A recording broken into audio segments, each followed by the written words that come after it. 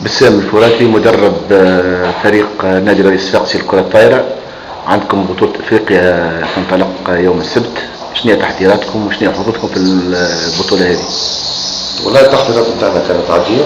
معناتها احنا بطولة افريقيا معناتها ما خليناش معناتها المشاركة نتاعنا باش تكون أول مشاركة للنادي الرئيس الصفاقسي في البطولة الافريقية للأندية البطلة سيدات.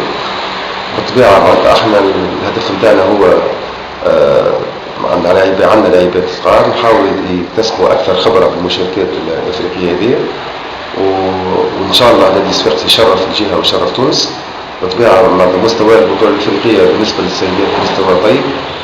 ثم فرق كينيا وفرق كاميرون فرق الجزائر اللي هما يتمتعوا بلاعبات أجنبيات.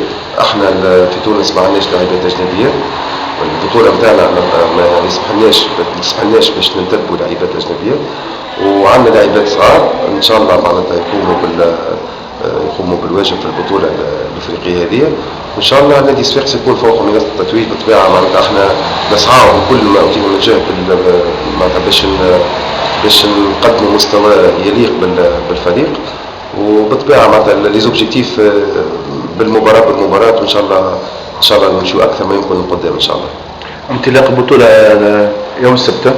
انطلاق البطولة مش يكون الاجتماع الفني، مش يكون يوم الجمعة غدوة العشية اجتماع فني. على ضوء الاجتماع الفني مش يتحدوا المجموعات.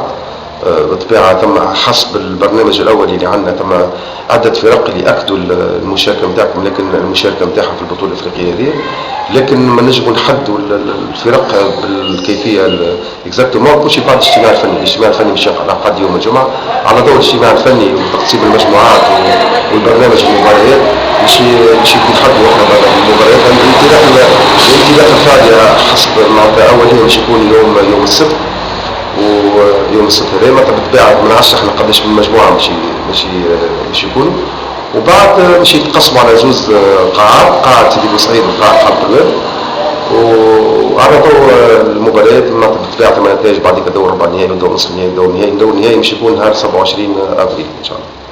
وبعدها عندكم الدور النهائي لكاس تونس. عندنا دور النهائي لكاس تونس. بالطبيعة معناتها نادي الصفاقسي أزاخر الفريق اللي هو عنده أكثر لاعبات في المنتخب هو النادي النسائي ب 13 في الدور نصف النهائي في تونس، ومش نلعبوا الدور النهائي للكأس ضد فريق الأولمبي القليبي، وإن شاء الله نحصلوا على اللقب هدايا في انتظار البطولة اللي مش تكون نهار بعد أسبوع في شكل مباراة ذهاب وإياب ضد فريق النادي النسائي ب 13. إن شاء الله النادي الصفاقسي يشرف الجهة ويشرف تونس.